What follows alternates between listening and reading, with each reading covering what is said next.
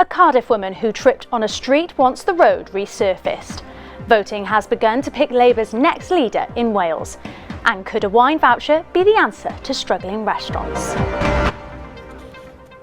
Good afternoon, it's 4:20. This is CJS News. I'm Chloe Seaton. A Cardiff woman who had a hip replacement operation after falling over on a street in Roath is on a mission to get the council to resurface the road. Juliette Willis reports. This is the moment Jo Thomas suffered life-changing injuries.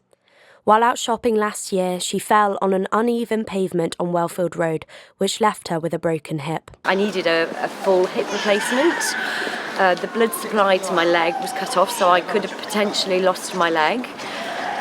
The experience has been completely life-changing for me.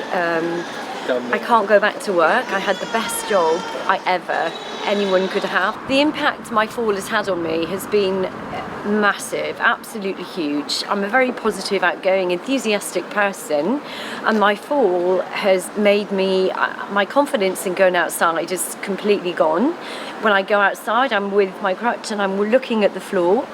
I won't go out at night because I can't see and I'm frightened of falling. I won't go out if it's wet because I'm frightened of slipping. So it has been life-changing. My confidence is completely gone from it. She is not the only one. In 2019, Cardiff Council had to pay almost £500,000 in insurance claims to people that fell on the streets or pavements due to the uneven surfaces.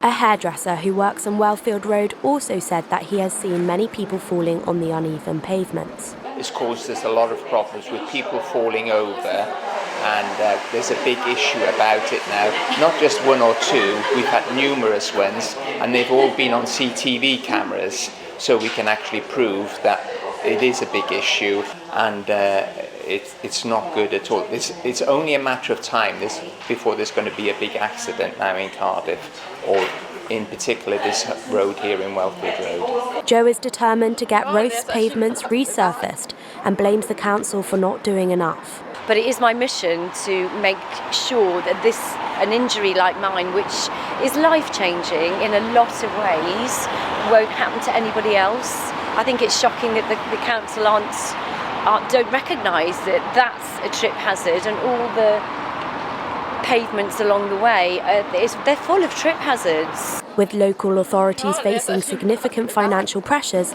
this issue may not be resolved anytime soon. Juliette Willis, CJS News. Cardiff Council told CJS News that it is using its highways resources in the best way it can, and if anyone has a legitimate injury claim, it will be settled by the authority. Now, the race to become Wales's next Labour leader has kicked off, with both Jeremy Miles and Vaughan Gethin gunning for the role. Our reporter, Gwion Ifan, has the latest. Both Jeremy Miles and Vaughan Gethin's campaigns to become the next leader of the Welsh Labour Party have reached their final stages. But the battle for the top spot is now heating up, with voting beginning today. But what you might not know is that only certain groups will get to choose who'll be the next First Minister. So the voting has officially begun today, but what are the important numbers to bear in mind here? Well, although the Labour Party aren't allowed to disclose the actual figure of their members, sources say that around 16,000 Labour members will be allowed to vote. Now, this is included in the grand total of around 100,000 people who are eligible to vote, these being members of unions such as Unite or GMB, or even unions that some people might not have recognised that could vote, with smaller bodies such as the Musicians' Union with an option to vote also. So, today the voting has begun, as I said, and will continue until the 14th of March. Then a few days later, on the 16th of March, the winner will be revealed. But are the people of Cardiff aware of the vote? And more importantly, are they even aware of the two candidates that are bidding for a place in the hot seat in Welsh politics? No, I've never seen them before. No. Yes, Vaughan Gethin and the other guy. Vaughan Gethin and Jeremy Miles. Vaughan Gethin, and I can't remember the other chap's name, but he's the other contender for the become First Minister. I've seen them online, and I know they are next Wales and Prime Ministers, and I've not heard so much about them. So, with only a month to go, only time will tell who'll become the next First Minister of Wales. CJS News has been told Jewish people in Wales are facing regular anti-Semitic attacks in the workplace. Sheila Jawob from the Jewish Board of Deputies says she is disgusted about the reports of teachers being targeted. This follows a report by a Jewish charity which recorded more than 4,000 alleged cases of anti-Semitism across the UK. A 29-year-old man from Cardiff has been given an 18-month community order sentence after he bit a security guard. Our reporter Jack Wiley has been at Magistrates Court. It all started when Dominic John was spotted destroying the hostel lift with a metal pipe after it failed to work properly. John, who suffers with mental health problems, then turned his attention to the hostel staff and displayed what was described as threatening behaviour. This was when Nicholas Andwin, the hostel security guard, stepped in and had to restrain John. It was whilst restraining him, he was bitten on his lower arm, receiving minor injuries. John pleaded guilty to ABH and was given an 18-month community order, as well as having to pay Mr Andwin £200 in compensation. Jack Wiley, CJS News. A new scheme to help restaurants struggling in Cardiff has been brought back. It helps with the cost of wine and encourages people to discover local businesses. Rhiannon Eves is live from the city centre. It's Friday night here in the city centre, and in just a few hours this place will be full of people ready for a night out. But in recent months, the hospitality sector have seen many places having to close. This is due to higher energy bills and the cost of living. I've been finding out one way bars across Cardiff have been trying to get more people through their doors. Kieran's been running the Daffodil pub for 2 years. He says rising costs like wages and energy bills has meant running a pub is harder than ever.